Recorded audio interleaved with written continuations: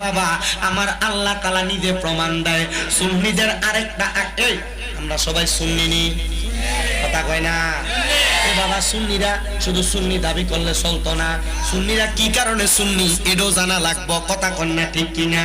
আমরা লগে বাতিল ফেরকাদের সাথে এই বিষয়গুলো নিয়ে দ্বন্দ্ব।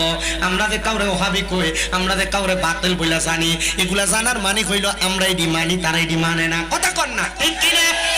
আমার ভাই বাবারা বন্ধুরা, কাউরে গালি দেওয়া কাউরে কটাক্ষ করা এটা আমার উদ্দেশ্য নয়। আমার কথা হইল আমি যেটা মানি কারোর ভালো লাগলে মানবে, কারোর ভালো না লাগলে মানবে না। আসেন আমার বাবারা, সুন্নিদের আরেকটা আকীদা, আমার দয়াল নবী রাহমাতুল লিল আলামিন নবী জিন্দা নবী। কেউ যদি কয় নবী মাটির সাথে মইরা ফুচ্চা কইলা গেছে গা, আপনারা বলেন বাবারা আপনারা এটা মানবেন না?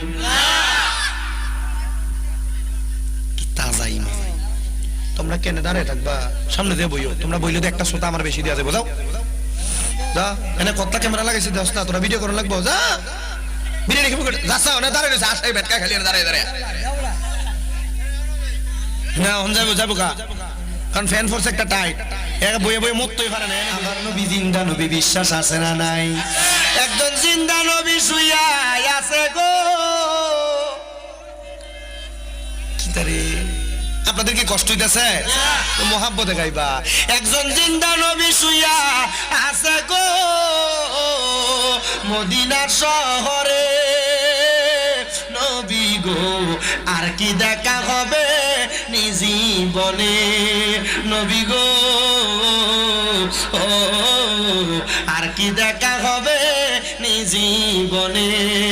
আমি নিদ্রা যাইতে সময় কাটে গো নবী তোমার দুরুদ পড়ে, নবী গো আর কি দেখা হবে জীবনে, নবী গো আর কি দেখা হবে জীবনে। তাহলে আপনারা বলেন আমার নবী কি জিন্দা না মুর্দা? অল্প কিছুদিন আগে কুমিল্লা শহরের হোমনা থানা নামক একটা জায়গায় গেছি মাহফিলের, রামপুর এলাকায়। ওই এলাকায় নাকি কোন হুজুর আইছে, হুজুরের কাছে প্রশ্ন দিতে, হুজুর আমাদের নবী কি জিন্দা না মুর্দা? হুজুর কয় আমাদের সমাজে কিছু কিছু মানুষ কয় নবী নাকি জিন্দা, তো সব মানুষ তো মরে, যারা নবীরে জিন্দা কয় তারা জিগাই নবী মরব কবে? হুজুরে বললেন না নাউজুবিল্লাহ। আমি কইছি ওই হুজুরে বান্দা রাখবা, বান্দা রাখতে শামীমরা ধরে খবর দিবা। ওই হুজুরে যদি নবীজি কবে মরবো এটার প্রমাণ চাই, ওই হুজুরে কইবা নবীজি মরে এটার একটা প্রমাণ দেই। যদি হুজুর প্রমাণ দিতে পারে তাহলে হুজুরে আমার কাছ থেকে 50 লাখ টাকা দিয়া দিব। আর যদি প্রমাণ না দিতে পারে, আমি যদি প্রমাণ করতে পারি নবী মরা না নবী জিন্দা, তাহলে হুজুর তারা শুধু বাইন্দা রেখে তার মালা দিয়ে এলাকা থেকে বিদায় করবা। ফলাফান কয় হুজুর আমরা এতদিন ডরে কথা কইতে পারছি না, একটা সাহস চাইছি, এখন থেকে যে ফকিন্নির ফলা নবীরে মরা নবী কইব, মাটির লগে মিশা গেছে গা কইব, আমরা বান্দারে কেমন শুধু খবর দেন হুজুর আপনি আইবেন। আল্লাহর কসম সুন্নিরা মনে রাখবা, কবরের মধ্যে যাওয়ার পর যদি আমার নবীরে তোমার মুখ দেখাইতে চাও, ওই নবী জিন্দা নবী, ওই নবী জিন্দা নবী, এই বিশ্বাস অন্তরে রাখার দরকার আছে না? না এবেড়া নবী যদি মরা হয়, তোমার আব্বারা যে মারা যায়, মারা যাওয়ার সময় লাশটা কবরে রাখ, বিসমিল্লাহি ওয়া আলা মিল্লাতি ইল্লাল্লাহ রাসূলুল্লাহ। না নবী না মইরা গেছে তো কি লাগা কবরে রাখার সময় আল্লাহর কাছে না দিবা, নবীর কাছে কেন দাও? তার মানে বোঝা যায় বিসমিল্লাহি ওয়া আলা মিল্লাতি রাসূলিল্লাহ বইলা নবীরে দিছো। এবার একই সময়ে যদি পুরা হবিগঞ্জ এলাকার 3 জন মানুষের জানাজা হয়, জোহরবাদ হবিগঞ্জ না সারা বাংলাদেশে কয়েকটা জানাজা হইতে হয়, হয়নি? একই সময় যদি জোহরের নামাজের ওয়াক্তের পরে যদি এতগুলা জানাজা হয়, তো সব জায়গায় তো আমার নবীরে বিসমিল্লাহি ওয়া আলা মিল্লাতি রাসূলিল্লাহ বলে স্মরণ করে লাশটা কবরে রাখে। ইয়া রাসূলুল্লাহ নবী গো, ও দয়াল নবীজি, আপনি নবী না একজন, তাহলে আপনি নবী একই টাইমে সব জায়গার মধ্যে কেমনে হাজির হন? আমার নবীর একটা হাদিস আমি বললাম রে, আমার এই কচুয়ার আবদার বাবারা, ও হবিগঞ্জের বাবারা, আল্লাহর নবীর একজন সাহাবী আমার নবীর কাছে সাথে চোখের পানিগুলা সাইরা দিয়া কান্দে আর ডাক দিয়া কয় নবী গো ইয়া রাসূলুল্লাহ কবর জায়গাটা বড় মারাত্মক জায়গা, হাসর জায়গাটা বড় মারাত্মক জায়গা, মিজান জায়গাটা বড় মারাত্মক জায়গা, ফুলসেরাত জায়গাটা বড় মারাত্মক জায়গা। নবী গো আপনি নবী রে আমি সাহাবী কোন জায়গার মধ্যে তালাশ করব? আমার নবী কয় সাহাবী প্রথম তুমি তালাশ করবা ফুলসেরাতের পারে। সাহাবী ডাক দিয়া কয় নবী গো মনে করেন আমি ফুলসেরাতের কাছে বিপদে পড়ে গেলাম, আপনার আরেকজন উম্মত বিপদে পড়ে গেল মিজানের পাল্লার কাছে। আমার নবী কয় মিজানের পাল্লার কাছে আমারে তালাশ করবা। নবী গো ও মায়ার নবী আপনার উম্মত যদি কবর হাসর মিজান ফুলসেরাতের পাল্লার কাছে বিপদে পড়ে গেছে, নবী গো আপনার উম্মতরা হাসরের ময়দানে অন্য কোন জায়গায় বিপদে পড়ল, আপনি নবী বলেন না আমরা কি আপনি নবীর সেই জায়গায় তালাশ করব? বলে হ্যাঁ। এবার সাহাবী সালাক মানুষ ডাক দিয়া কই নবী গো যদি এবার আপনার উম্মতেরা একই টাইমে তিন জায়গায় বিপদে পড়ে যায়, আপনি নবী ওই তিন জায়গায় কেমনে যাইবেন? আমার নবী কয় সাহাবী আমার আল্লাহ তাআলা আমি নবীর সেই ক্ষমতা প্রদান করছে একই টাইমে আমি দয়াল নবী তিন জায়গার মধ্যে থাইকা আমার গুনাহগার উম্মতের আমি নবী উদ্ধার কইরা লইব। ওরে উম্মতের মায়াই নবী কান্দনে যারে যারে, উম্মতের মায়াই নবী কান্দনে যারে যারে, মাফ করে দাও ও হে আল্লাহ উম্মতে গুনাহগার, বলেন মাফ করে দাও ও হে আল্লাহ উম্মতে গুনাহগার। দয়াল নবী মারহাবা, মায়ার নবী মারহাবা, জিন্দা নবী মারহাবা, মারহাবা মারহাবা মারহাবা মারহাবা, নবীজি আমার মাফ করে দাও ও হে আল্লাহ উম্মতে গুনাহগার, বলো মাফ করে দাও উম্মতে গুনাহগার। মা আমেনার কুলে যখন এলেন নবীজি সিজদায় পড়িয়া কান্দেন উম্মতি উম্মতি উম্মতি উম্মতি, বলেন আল্লাহ রাব্বানা মাহবুব আমার শোনো না, বলেন আল্লাহ রাব্বানা মাহবুব আমার শোনো না, গুনাহগার উম্মতের জামিন পাকে সরোবার মাফ করে দাও ও হে আল্লাহ উম্মতে গুনাহগার, বলেন মাফ করে দাও ও হে আল্লাহ উম্মতে গুনাহগার, বলেন উম্মতের মায়াই নবী কান্দন যারে যার, উম্মতের মায়াই নবী কান্দন যারে যার, মাফ করে দাও ও হে আল্লাহ উম্মতে গুনাহগার। সেই নবীজির প্রেমেতে হলে দিওয়ানা, দুনিয়া আখিরাতে বইজে থাকবে না, বইজে থাকবে না। চলো নবীর পথ ধরে লোভ লালসা সব ছেড়ে, চলো নবীর পথ ধরে লোভ লালসা সব ছেড়ে, তো জাগানে নবী বিনে নাই কোনো উপায়, মাফ করে দাও ও হে আল্লাহ উম্মতে গুনাহগার, বলে মাফ করে দাও ও হে আল্লাহ উম্মতে গুনাহগার। একটা জবান বন্ধ রাখবেন না, জবান খুলে বলেন ইয়া রাসূলুল্লাহ। আমার এই কচুয়ার আবদার বাবা ও নবীর উম্মতের দোল, ও আশিক রাসূল ভাই বাবারা একটু অন্তরের কানটা লাগে শুনো, তাইলে কবরের মধ্যে যখন আপনাকে আমাকে রাসূলের মিল্লাতে দেওয়া হবে, রাসূল যদিও মদিনার রওজা মুবারকে শুয়া রইছে উম্মতে মুহাম্মদীরে নিস্কুল মুবারকে নেওয়ার জন্য, আমার নবী এই হিয়ালার কচুয়ার আপনাতে আসবে, হবিগঞ্জে আসবে, এই বানিয়াচং থানায় আসবে, হবিগঞ্জের যে কোনো জায়গায় আমার নবী হাজির হইতে পারে। ঘোষণা আমার না, ঘোষণা দিয়েছেন স্বয়ং আমার আল্লাহ তাআলা। ওগো নবীজি ওগো মায়ার নবী গো, উম্মতের জন্য আপনি এত পাগল গো নবী পাগল। আমার নবী কয় শুধু পাগল না রে পাগল না, আমি দয়াল নবীর কলিজার টুকরা একজন সাহাবী, হযরতে সাইলামা আনসারী রাদিয়াল্লাহু তাআলা আনহু, উনি আমার নবীর কাছে মুসাফিরের বেশে আসছে আগমন কইরা।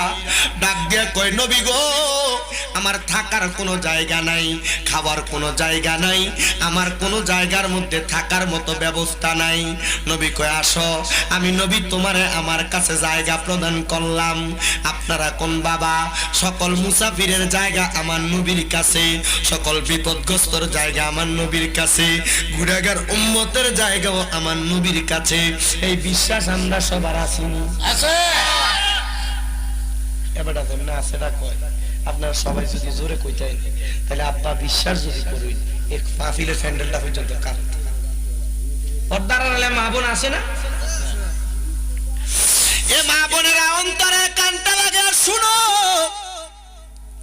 তোমরা যে নবীর জন্য এত পাগল, ওয়াজ মাহফিলে যে নবীর বয়ানটা শ্রবণ করো, এই নবীর বয়ান শুনলে, নবীর শান গাইলে তোমার কেমন লাভ হবে একটু মনোযোগ দিয়া শোনো। আমার নবী কয়, সাইলামা নামক সাহাবী আমি নবীর কাছে আশ্রয় চাইছে। ও বাবা, আশ্রয় দেওয়ার মালিক কে? আমার নবী ওসিলা মাত্র। আমার নবী কয়, আশ্রয় প্রদান করলাম। সাইদ ইবনে আব্দুর রহমান আরেকজন মক্কা থেকে মদিনাতে আগমন কইরা আমি নবীর কাছে ডাক দিয়ে কই, ইয়া রাসূলুল্লাহ, আপনি আমারে আপনার কাছে আমার একটু জায়গা দেন। নবী আমার কয়, সাইলামা আনসারী এবং সাইদ ইবনে আব্দুর রহমান, তোমরা দুইজন ভ্রাতৃত্বতার বন্ধনে থাকবা ভাইয়ের মতো। হযরতে সাইলামা বলে, নবী যে আপনার আদেশ আমার জন্য চিরদার্য, আমি আপনার কথা শুনে এখন থেকে আমরা একসাথে থাকবো। হযরত সাইলামা এবং সাইদ ইবনে আব্দুর রহমান একসাথে সময় কাটায়। আমার নবীজি হঠাৎ করে একদিন তাবুকের যুদ্ধের জন্য ডাক দিলেন, হে আমি নবীর সাহাবী সাইদ ইবনে আব্দুর রহমান, আয়রে, আমি নবী তাবুকের যুদ্ধের ময়দানে যাব, তোমাকে আমি আমার সাথী বানিয়ে নিয়ে যাব, তুমি আমার সাথে যুদ্ধে আনসারের কাজ করবা। সাইদ ইবনে আব্দুর রহমান কয়, নবী গো, আপনি নবীর সঙ্গী হয়ে আমি যুদ্ধে যাব, এটা তো আমার খুশনসিব, এটা তো আমার ভালো কথা। নবী গো, আপনার সাথে আমারে নিয়ে যান গো নবী। এমন টাইমে হযরতে সাইলামা আনসারী ডাক দিয়া কয়, ইয়া রাসূলুল্লাহ, নবী গো, আমারে কি আপনার সাথী বানিয়ে নিবেন না? আমার নবী কয়, সাইলামা আনসারী, শুনো রে, আমি নবী তোমারে নিব না। বলে, কেন গো? বলে, দুইজন পুরুষ মানুষ যদি ঘর থেকে চলে যায়, এই নারীদেরকে কে পাহারা প্রদান করবে? এজন্য আমি তোমার এই জায়গার মধ্য থেকে নিয়ে যাব না। সাইলামা আনসারী রে, তুমি হযরতে সাইদ ইবনে আব্দুর রহমানের স্ত্রী এবং তোমার পরিবারদেরকে তুমি পাহারা দাও। হযরতে সাইলামা বলে, এই সাইদ ইবনে আব্দুর রহমান চলে গেছে আমার নবীর সাথে তাবুকের যুদ্ধের ময়দানে, আর আমি সাইলামা নবীজির কলিজার টুকরা সাহাবীর স্ত্রী এবং আমার পরিবারকে আমি সুন্দর করে বাধা দিয়া, সুন্দর করে পাহারা দিয়া রাখতেছি। ও বাবা, শয়তান এমন মারাত্মক শয়তান, শয়তান আপনারে পাহারা দিয়া রাখবে, কিন্তু শয়তান কোনোদিন আপনার ভালো চাইবে না।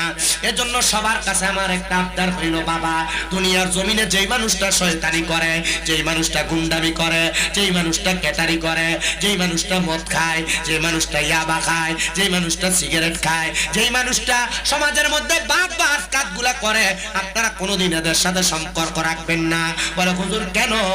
কারণ এদের সাথে সম্পর্ক রাখলে মনে রাখবেন সঙ্গ দোষঙ্গ নষ্ট হয়। সে যে বাজে কাজটা করে আপনারে দিয়েও কিন্তু একদিনে বাজে কাজটা হবে। কথা কন্যা ঠিক কিনা? কোন সুদকুরের সাথে সম্পর্ক রাখবেন না, সুদকুরের সাথে চা খাইবেন না, সুদকুরের বাড়িতে দাওয়াত খাইবেন না, সুদকুরের সঙ্গে উঠা বসা করবেন না। আর আমরা সমাজের বেটা বেটাই এরা সবাই সুদকুরের সাথে সম্পর্ক বড় ভালা। যদি জিগায় কেন তার লগে সম্পর্ক ভালা, বলে সম্পর্ক ভালার কারণ হইল এ বেটার লগে বইলে এক কাপ সান্দারে বেশি করে খাওয়াই বই তো এটা সুদের টাকা, এটা ঘোষের টাকা। এবার আপনারা বলেন ইয়ালা কচুয়ার আপনার এলাকার মধ্যে সুদ করা আছে না নাই? শুধু নাই না এ সুদকুর হারাম কুটিরে দইরা নিয়া এলাকার মানুষ মসজিদের সভাপতি বানায়, এলাকার মানুষ এগুলার মসজিদের সেক্রেটারি বানায়, এলাকার সর্দার মাথা পরিদায়িত্ব সুদকুর ঘুষকুরারে দেয়। এবার আপনারা বলেন এই সুদকুর ঘুষকুর গুলা সমাজের মধ্যে এমন অপকর্ম করে কি করে না? এই তোরা বলেন করে কি করে? আচ্ছা ওরে পাঁচশো রুটে পয়সা নষ্ট, যুবক নষ্ট সুদে, কুসমাজে গ্যারাম নষ্ট, খাদক নষ্ট সুদে। ওরে টাউনে গুইরা ছাত্র নষ্ট, কিটে নষ্ট ফুল। ওরে খারাপ রাস্তায় গাড়ি নষ্ট, দুলায় নষ্ট চুল রে। হেলায় হেলায় কার্য নষ্ট রে। দেখবা কচুয়ার আবদার চা দোকানে বইয়া লম্বা লম্বা কথায় সুদ কুট্টি বেশি কয়। ঠিক ঠিক। ওরে সুদে ভরা জীবন তোমার গেল রং বিরং বাইয়া। ওরে কবরেতে মারবো তোমায় আন্দা ফেরেশতা, দেখবা তুমি চাইয়ারে চাইয়ারে মানুষ, দেখবা তুমি চাইয়া। ওরে হারাম ভরা জীবন তোমার নৌকা গেলা বাইয়া। ওরে কবর দেশে খাইবা ফিরা, দেখবা তুমি চাইয়া রে মানুষ, দেখবা তুমি চাইয়া। এখন আবার সুদের ব্যবসা বেড়া মানুষ করে না, বাড়ি বাড়ি বেরিয়েতে কিস্তির নামে সুদের ব্যবসা করে। আছে তুই জানোস কেমনে ফিরছি ফিরছি তো ঠিক আছে, বেরিয়েতে সুদ খা। তুই জানোস কেমনে কিস্তির কিস্তির বাড়িতে আবার কোন কিস্তির নামে সুদের ব্যবসা সমাজে আছে না নাই? ডিভিএস এর নাম দিয়া সুদের ব্যবসা করে। ডিভিএস কথা কস্তাকে আসেনি জীবনে আব্বা এমন হারাম ফসা মুখে ফাও দিয়া ফাও কেট্টো না হচ্ছে যাবো গা।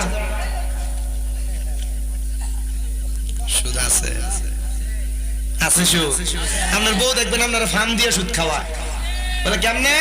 আপনার বউ কবে তুমি যে যা ইনকাম করো সবটা তুমি শেষ করে নাও, আমরা আবুদ্দার তার ভবিষ্যৎ কিটা একটা ডিভিএস করি না পারাইনি শেষ তো দিছে তোমার। আছে না গেছে কি আছে গেছে গেছে গেছে।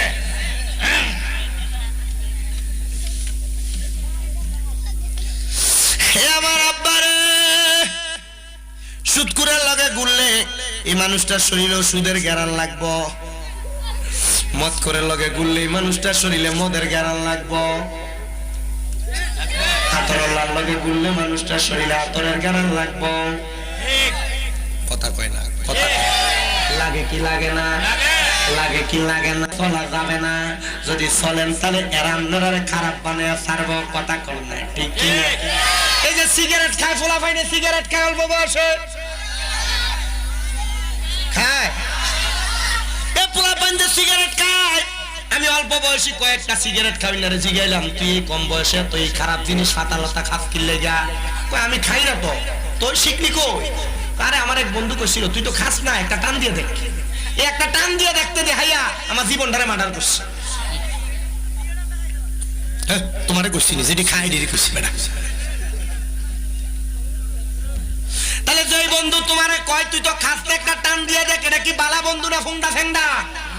কথা কয় না বালা না ফুংটা। আল্লাহ এমন বন্ধু তাকে আমরা হেফাজত করুক, জোরে কোনা আমি। এই এবারে বাবা শুনো, শয়তান বালা জিনিস না, শয়তান বড় মারাত্মক জিনিস না, মারাত্মক জিনিস। এই শয়তান তোমার ধোঁকা দিব, এই শয়তান তোমার পথভ্রষ্ট করব, এই শয়তানের পথভ্রষ্টতা ধোঁকা থেকে তুমি বাঁচতে পারবা না। এবার এটা হোক প্রকাশ্য শয়তান, হোক এটা অপ্রকাশ্য শয়তান।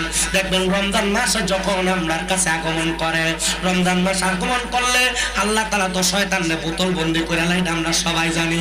কিন্তু মানুষ রূপের কিছু শয়তান আমরা এলাকার মধ্যে থাকে, দেখবেন এটি দোকানটা খোলা রাখে, আবার পর্দা লাগায়, পর্দার তলে ঘুমটা দিয়া দিয়া খায়। এরা যদি জিগায় রমজান মাস আসতে পর্দা লাগে কি লাগা খাও, বলে খাইলে কি হইব? মানুষ আমরা দেখতে লেগে পর্দা লাগাইছে, কিন্তু মনে রাখবা মানুষ দেখে না, স্বয়ং আমার আল্লাহ দেখে কি দেখে না। রমজান মাস আসলে ডাল বুটের দাম বাড়ায়, এমন সুরও আছে না নাই?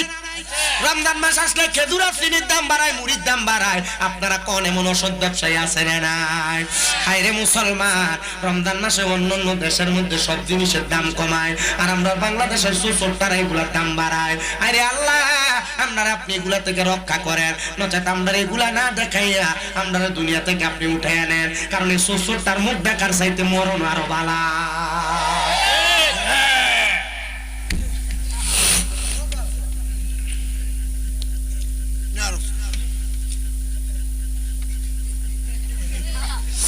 আব্বাজিরা তো যেই কথা বলতেছিলাম, শয়তান মানুষের প্রকাশ্য অবকাশ্য শত্রু, হোক এটা মানুষ শয়তান হোক এটা জিন শয়তান।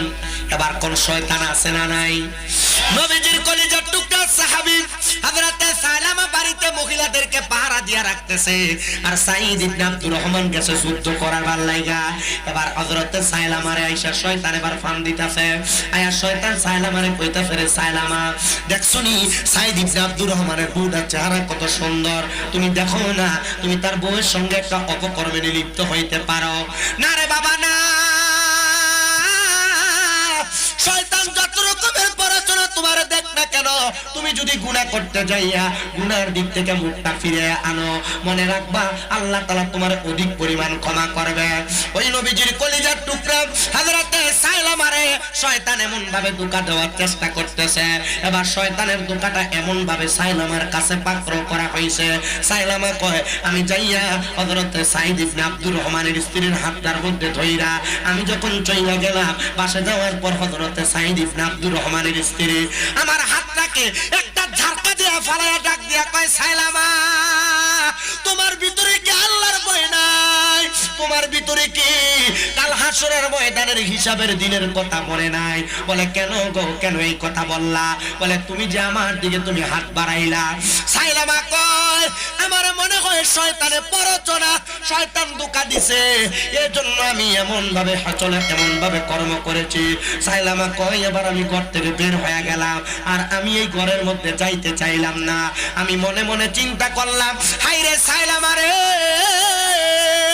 কোন কামটা তুমি করতে লাগলা যে কাজের কারণে আল্লাহর কাছে তুমি লজ্জিত হয়ে যাইলা, দুনিয়ার মানুষের কাছে লজ্জিত হয়ে যাইলা? সাইলামা কয়, আমার বন্ধু সমতুল্য নবীজির সাহাবী আমারে দিয়া গেল তাকে পাহারা দেওয়ার জন্য, আমি তার স্ত্রীর সঙ্গে এমন খারাপ সম্পর্কটা করা আমার উচিত হয় নাই। আমি আবার চলে গেলাম ঘর থেকে। যাওয়ার পর হযরতে সাইলামা গাছের আড়ালের মধ্যে যাইয়া পাহাড়ের গুহার সামনে যাইয়া সাজদা দিয়ে আমার আল্লাহর কাছে কান্দে আর ডাক দিয়া কয়, আল্লাহ আমি যে পাপটা করছি, অন্যায়টা করছি, আল্লাহ গো তুমি মাফ না করলে আমার কেউ মাফ করবে না। আল্লাহ তো কয়, লা তাকুনাতু মির রাহমাতিল্লাহ, আমি আল্লাহর রহমত থেকে নিরাশ হইও না।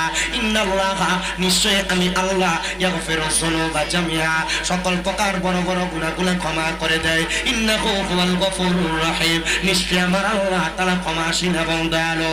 সাইলামা ডাক দিয়া কয়, আল্লাহ গো আল্লাহ, আপনি আমি সাইলামারে মাফ করে দেন। এমন টাইমে আমার নবী তাবুকের যুদ্ধ শেষ করে অন্যান্য সাহাবায়ে কেরামকে নিয়ে ফিরে আসছেন মদিনাতে। এবার নবীজির কলিজার টুকরা সাহাবী সাঈদ ইবনে আব্দুর রহমান বলে, আমি বাড়ির মধ্যে গেলাম, যাওয়ার পরে আমি লক্ষ্য করে দেখলাম বাড়ির মধ্যে কোনো মানুষ আছে সবাই, কিন্তু আমার ভাই সাইলামা আনসারীকে দেখা যায় না। আমি গেলাম, রে সাইলামা কই রে কই? সাইলামা কোথায় কোথায় বইলা বইলা সাইলামারে খোঁজ করতেছে। আবার বলে, আমি পাহাড়ের গুহার কাছে যায় দেখলাম আমার সাইলামা সেদ্ধার মধ্যে যায় যায় কাঁদতেছে। সাইলামারে ডাক দিলাম, সাইলামা ওঠো না রে, ওঠো না আনসারী ওঠো। উনি ডাক দিয়ে কই, না গো আমি উঠতে পারবো না, আমি যে অন্যায় করেছি আমার যদি আল্লাহ মাফ না করে কেউ আমারে মাফ করবে না। বলে কি অন্যায় করেছো? এমন টাইমে সাঈদ ইবনে আব্দুর রহমানের মাইয়া হযরতে সাঈদ ইবনে আব্দুর রহমানের মাইয়া এসে ডাক দিয়ে কয়, আব্বা জান এই সাইলামার মুখের মধ্যে পাথর নিক্ষেপ করা উচিত। বলে কেন গো? বলে সাইলামা আমার আম্মা জানের দিকে কোন নজরে তাকাইছেন। এবার ওই কলিজার টুকরা মাইয়ার কথা শোনার পর বলে, না আমি এটা বিশ্বাস করি না, অবশ্যই এটা শয়তানের কোনো প্ররোচনা। উনি বলেন, না গো আমি যেই কামটা করেছি অবশ্যই শয়তানের প্ররোচনায়, তবে আপনার কাছে আমার আবদার, আপনি আমার হাতগুলা পাগুলা গাছের সাথে বাইন্ধা দেন, যেন আমি এটার জন্য শাস্তি কামনা করি। হাতগুলা পাগুলা গাছের সাথে বাইন্ধা দিছে, হাত হাতগুলা পাগুলা গাছের সাথে বান্ধা দেওয়ার সাথে সাথে সাইলামা কয় না আমার এই হাতগুলা পাগুলা বান্ধার পরে আমার ভালো লাগতেছে না, আপনি আমারে তাড়াতাড়ি নবীর সাহাবী আবু বকর সিদ্দিকের কাছে নিয়ে যান। এবার সাইলামারে হাতের দড়িগুলা বান্ধা বান্ধা নবীর সাহাবী আবু বকর সিদ্দিকের কাছে নিয়ে গেছে। এবার হযরতে আবু বকর সিদ্দিক রাদিয়াল্লাহু তাআলা আনহু কয় কেন আসছো গো? আমি এই অন্যায় করেছি, আমি আমার ভাই উমক ভাইয়ের স্ত্রীর সঙ্গে এমন ভাবে খারাপ কর্মে লিপ্ত হইতে চাইছিলাম, তবে আমি লিপ্ত হই নাই। আবু বকর সিদ্দিক কয় আমি এটার জন্য তোমাকে মাফ করতে পারবো না, আমি আমার কাছে তোমাকে রাখতে পারবো না, যাও তোমার মতো পাপী ব্যক্তি আমি আবু বকরের কাছে আসতে পারবে না। কয় নবীজির দ্বিতীয় সাহাবী হযরত ওমর ফারুক রাদিয়াল্লাহু তাআলা আনহুর কাছে আমারে নিয়ে যাও। এবার হযরত ওমর ইবনে খাত্তাবের কাছে নিয়ে গেছে। হযরত ওমর কয় কেন তুমি আমার কাছে আসলা? বলে এই কারণে আসলাম। বলে কারণটা কি? বলে আমি এই অপকর্মটা করতে গেছিলাম কিন্তু করি নাই। আরে বাবা গুনাহ করতে গেছে, গুনাহটা করে নাই, কবর হাসরকে ডরায়া সাইরা দিয়া চলে আসছে। এবার সাহাবী ডাক দিয়া কয় না রে না, তোমাকে আমার কাছে রাখা যাবে না, তুমি এখান থেকে দূর হয়ে চলে যাও। ডাক দিয়া কয় রে সাইলামা, আবু বকরের কাছে গেলা তোমারে রাখলো না, ওমরের কাছে গেলা তোমারে রাখলো না। সাইলামা ডাক দিয়া কয় নবীজির আরেকটা সাহাবী আছে উসমান জিন নুরাইন, ওনার কাছে নিয়ে যাও। হযরত উসমান জিন নুরাইনের সামনে নিছে। হযরত উসমান ঘটনা শুইনা ডাক দিয়া কয় না, তারে আমার কাছে রাখা যাবে না, তারা আমার কাছ থেকে নিয়ে যান। এবার গেছে মাওলা আলী মুশকিল কুশার কাছে, বেলায়েতের বাচ্চা মারহাবা করলাম। পরে বেলায়েতের মুর্শিদ হইয়া আসিলেন দিনের নবী, আরে মুর্শিদকে না পাইলে কি আর রাসূল পাবিনি, আরে মুর্শিদকে না পাইলে কি আর রাসূল। এজন্য বাবা যে কোনো একটা পীর মুর্শিদের হাতে হাত রেখে বায়াত নিবা, তবে ফিরতে একটু দেখতে শুননা দইরো। এমন বহুত পীরের খবর আমি পাইছি হবিগঞ্জে আসার পর, মুড়িদে নাকি সিগারেট ধরে দেয়, ফিরে সিগারেট খায়, এমন বহুত পীরের খবর পাইছি। ফিরে বইয়া তাহে বেটটা নিয়ে ফিরের সামনে বইয়া তাহে, এমনও ফির আছে না নাই? এরা ফির না, এরা শয়তান, এরা ফির না, এরা শয়তান। হক্কানি ফির চিনার একটা উপায় তোমরা কইয়া দিয়া যায়। আমার নবীরে সাহাবায়ে কেরাম কই নবী কেমনে চিনা? আমার নবী কয় ইজারু উযুকিরাল্লাহ ওয়াজ্জাল্লাহ, যে ফিরে চেহারার দিকে চাইলে আল্লাহ নবীর কথা মনে হইব, এটাই হলো হক্কানি ফির। মারহাবা। এটা বেটটান লয়ে বইয়া থাইটা ফির না, বেটটান থাকবো হদ্দার আড়ালে, বেটটান ফিরের সামনে আইবো কি লাগা? নবীজির দরবারে বেটটান যাইতো না, হদ্দার আড়ালে থাকতো। নবী পিছন থেকে কালেমার আওয়াজ দিত, মহিলারা নবীজির মুখের বায়াতের বাণী শুনতো। কথা কন না কেরে? আরে এসব ফির নামে ফিরার লাগে আমরা সুন্নি হক্কানি ফিরার বদনাম, ঠিক কি না? তাহলে হক্কানি ফির কোনটা? বেটটান লয়ে যেটা বইয়া থাকে সিগারেট খায় এইটা, না এটার দিকে চাইলে আল্লাহর কথা মনে হয়, আল্লাহ নবীর কথা মনে হইব ফিরের দিকে চাইলে। কারণ ফিরে ঠোঁটে দিতে কালো হয়ে থাকে সিগারেট খাইয়া, আমার দাঁত চলে দিকে কিতা বন্ধ। আবার দেখবা এই ফিরের কিছু কিছু মুরিদ পিছন দিয়ে নাম দিছে উরুস মোবারক, বেটি নেন না স্যার। কথা কন না করে বাউল গান করে, বাউল গান হারাম হারাম হারাম। আমি ফিরের পক্ষের লোক, বিপক্ষের লোক না। আমার কথা হইলো ফির যদি শরীয়ত বিরোধী কাম করে এ ফির তালাক। কথা কয় না কেন? আপনি ফিরের মুরিদের নাম দিলেন, আপনি বাউল গান করতে কিতাব বা কথা কই না করে, ঠিক আছে নি? আর যদি এমন ফির কেউ ধরে থাও এ ফির তালাক দাও, বালা ফির ধরো সময় থাকতে। আল্লাহ আপনারা বাঁচার তৌফিক দাও। আস্তে কয় আমিন।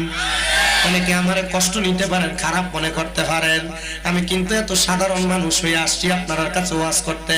আব্বা গো শরীয়তের মৌলিক বিধানগুলা যেগুলা জাইন লই আইছি আপনার কাছে। আমি ছোট মানুষ হইতে পারি, আপনাদের দোয়ায় কুমিল্লাতে আমার ৬টা মাদ্রাসা চলে, এমনি চালাই না। ৬টা মাদ্রাসার মধ্যে ১১৭০ জন ফলাফাইন, ১১৭০ জন ফলাফাইনের মা বাবা কন্ট্রোল করা লাগে। আমরা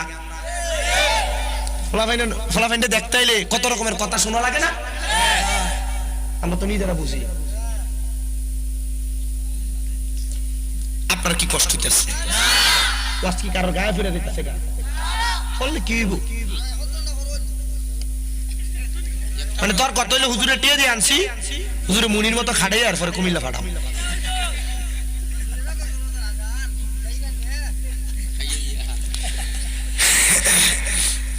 ও আর যেটা ধরছি এটা শেষ পর্যন্ত করতাম নি। আসুন আপনারা তাহলে ফিরের দিকে চাইলে কার কয়জনের কথা মনে হইব? আল্লাহ রসুলের কথা মনে হইব। ফির যদি হয় তাহলে এটা কিটা জোরে কও ফির যদি বেটে লয়ে বসে থাকে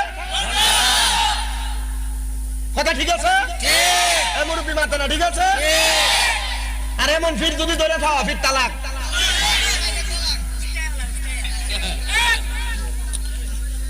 আল্লাহ আমরারে বুঝার তৌফিক দান করো জোরে কও আমিন আর মোহাব্বতে কোন আমিন আর জবান খুলে কোন আমিন এ বন্ধুরে এ নবীর উম্মতের দল এ আশিক রাসূল ভাই বাবারা এ নবীর উম্মতের দলেরা এবার ডাক দিয়ে কয় নবীর সাহাবী হযরত আলীর কাছে গেলাম ওগো আলী আমি এই কারণে আল্লাহর কাছে ক্ষমা প্রার্থনা করি আপনি কি আপনার কাছে রাইখা আমারে তওবা করাইবেন হযরত আলী কয় না তোমার জায়গা আমার কাছে নাই এবার কয় যে তো চারজন সাহাবীর কাছে গেলাম কেউ আমার জায়গা দেয় নাই এবার আমি দৌড়ে গেলাম আমার নবীজির দরবারে আপনারা বলেন বাবা আমার নবীজি চাইলে উম্মতে মুহাম্মদের গুনাহগুলো আল্লাহর কাছ থেকে মাফ করাইতে পারে কি পারে ওরে নবীজি আমার উম্মতের কান্দার কন্যা নবীজি উম্মতের ওরে সাফায়াতের বারো গো আল্লাহ দিয়াছেন জারে চিনি না তোরা সেই নবীরে ও হাবিব চিনি না তোরা ওরে নবীজি আমার উম্মতের কান্দার নবীজি আমার উম্মতের কান্দার সাফায়াতের বারো গো আল্লাহ দিয়াছেন জারে চিনি না তোরা সেই নবীকে চিনি না তোরা সেই বাজানো আমার নবীর সামনে সাহাবী গেছে সালামা ডাক দিয়া কয় ইয়া রাসূলুল্লাহ নবী গো আমি তো এই কাজটা করতে গেছিলাম বাদে কাজ নবী গো কবর হাসর মিজানে ডরায়া শয়তানের দোকার মধ্যে ফরার পরে আমি কাজটা বন্ধ করে দিছি করি নাই নবী গো আপনার দরবারে আমারে রাখেন না আমার নবী কয় না আমি আপনারে আমার কাছে রাখতে পারবো না জান ওই সাহাবী আমার নবীর দরবার থেকে চইলা গেছে এই যারা যারা ওই সাহাবী সাইলামার হাতের মধ্যে দড়ি বাঁধা এই দড়িগুলা দেখছে ওনারা দড়িগুলা সাইরা দিয়া সাইলামারে সেরা দিছেন এমন টাইমে রে বাবা ওই সাইলামা কোথায় জানি গেছে এলাকার কেউ সাইলামারে কুইজা পায় না আর সাইলামা যখন আমার নবীর দরবারে ওই সাইলামার মাইয়াটা সাইলামার হাতে ধইরা কয় আব্বা আমি আপনারে শেষবারের মতো আব্বা ডাকলাম আপনি যে অপকর্ম করছেন আপনার অপকর্মের কারণে আমি আর কোনোদিন আপনারে বাবা কইয়া পরিচয় দিতাম না নবীর চারজন সাহাবী আপনারে মাফ করে নাই আমার নবী নিজে আপনারে নবীর কাছে জায়গা দেয় নাই তাহলে আমি মাইয়া কেমনে আপনারে বাপ কইয়া পরিচয় দিতাম জান জান জান আপনারে যদি এই পাঁচজন মিলা মাফ না করে আমি মাইয়া আপনারে মাফ করতাম না সাইলামা ডাক দিয়া কয় আল্লাহ আপনি আল্লাহ তাআলার কাছে আমার ফরিয়াদ গো আল্লাহ আপনি আল্লাহ যদি আমার মাফ না করেন গো কে মাফ করবে গো আপনারা কোন মাফ করার মালিক একজন তিনি কে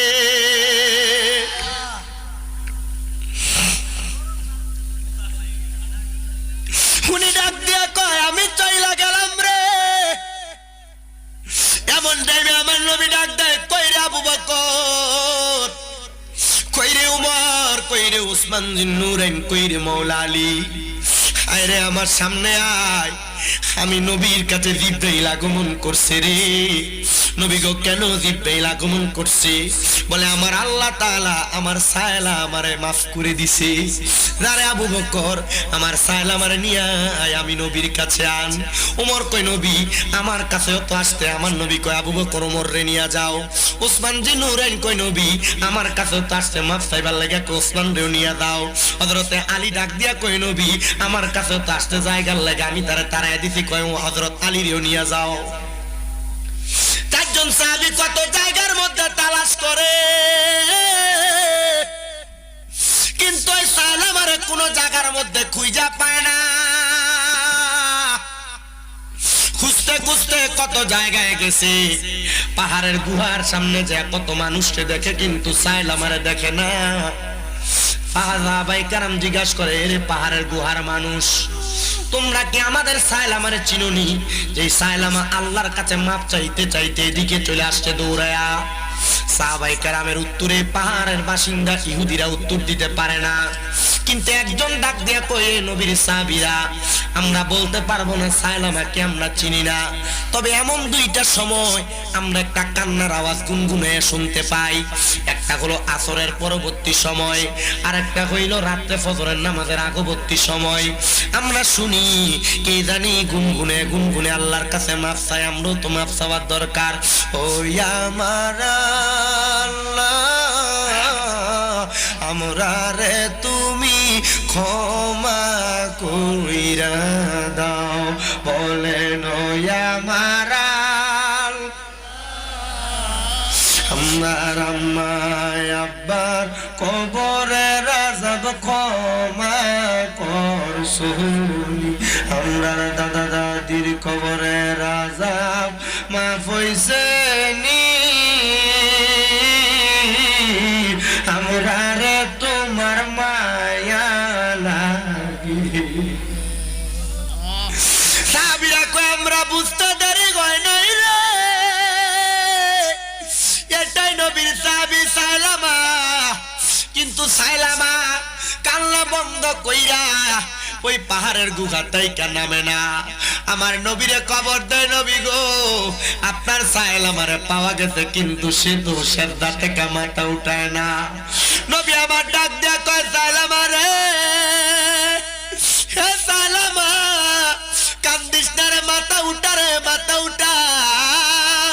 সাইলামা কয়, নবী গো, আমার এই মুখটা আমি আপনারে দেখাইতাম না, আবু বকররে দেখাইতাম না, ওমর ওসমান আলীরে দেখাইতাম না। বলে কেন রে?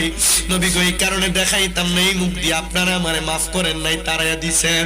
আমার মাইয়া পর্যন্ত আমারে বাপ বইলা ডাকতে অস্বীকৃতি জানাইছে। আমার নবী কয়ে, সাইলামা ওঠো রে ওঠো, আমার আল্লাহ খবর দিছে তোমারে মাফ করে দিছে। সাইলামা নাকি ওই সময় আমার আল্লাহরে আল্লাহকে একটা চিৎকার মারছে। আমার নবী কয়ে, সাইলামা ওই আল্লাহ বইলা চিৎকার মাইরা দুনিয়া থেকে বিদায় হয়ে গেছে। নবী আমার কয়, আমার সাইলামা কথা কয় না কেন রে? সাইলামারে তাড়াতাড়ি দেখো।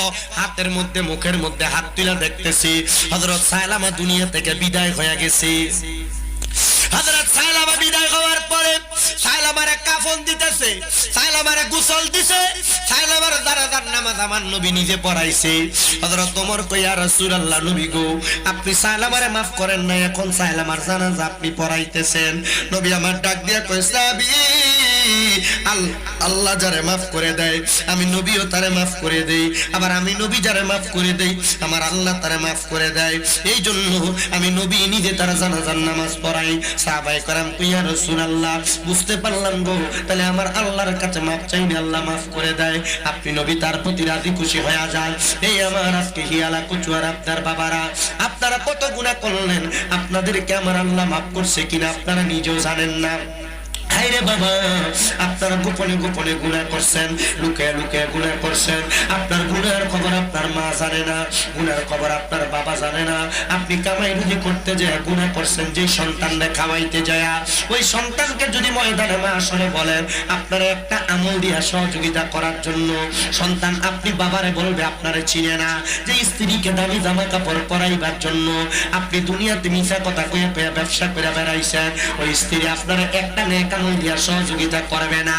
আবার চিন্তা করে দেখো রে, তোমার মা তোমার আব্বা যান তোমারে ভালো খানা দেওয়ার লাগা তোমার আব্বা আম্মা কত ওয়াক্ত নামাজ কাজা করছে, কিন্তু এখন তোমার আম্মা আব্বা অন্ধকার কবরে। আম্মা আব্বা কবরে কেমন আছে তুমি সন্তান জানো না, আম্মা আব্বার কবরের অবস্থা সম্পর্কে তুমি বলতে পারো না। ও মা, আপনি কবরে কেমন আছেন আসলেই তো আমি জানি না। ও আব্বা, আপনি কবরে কেমন আছেন আসলেই তো আমি জানি না। আরে আব্বা আম্মা কবরে কেমন আছে তুমি জানবা কেমনে? আব্বা আম্মা তো তোমার মানুষের মতো মানুষ করে দিয়া আজকে অন্ধকার কবরের বাসিন্দা। আব্বা আম্মা যে তোমারে নিজে না খেয়ে খাওয়াইছে, তুমি সন্তান ওই কষ্টের কথা ভুলে গেছো। তোমার আব্বা জান সিরা লুঙ্গিরা পইরা পইরা সময় কাটাইছে, কিন্তু তুমি সন্তান রে দামি জামা কাপড় তোমার আব্বা জান কিনা দিছে। ঈদের দিনে আব্বা জান পুরান জামা কাপড় পরছে, তুমি সন্তান রে সুন্দর সুন্দর জামা কাপড় কিনা দিছে। আব্বারে যদি জিগাইতা আব্বা আপনি কি নতুন কোন জামা কাপড় পরবেন না, আব্বা বলতো এখন কি আর আমার ঈদের বয়স আছে নাকি।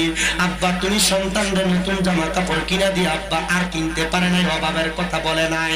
হাইরে আমার যুবক, এ মুরব্বী বাবা, একবারে চিন্তা করে দেখো, তোমার মায়ের কাপড় রাস্তার মধ্যে 10-20 টাকা বাইন্দা রাখতো, তোমার মা ওই টাকাটা খরচ করে নাই, তুমি সন্তান স্কুলে মাদ্রাসায় যাওয়ার সময় দিয়া দিছে।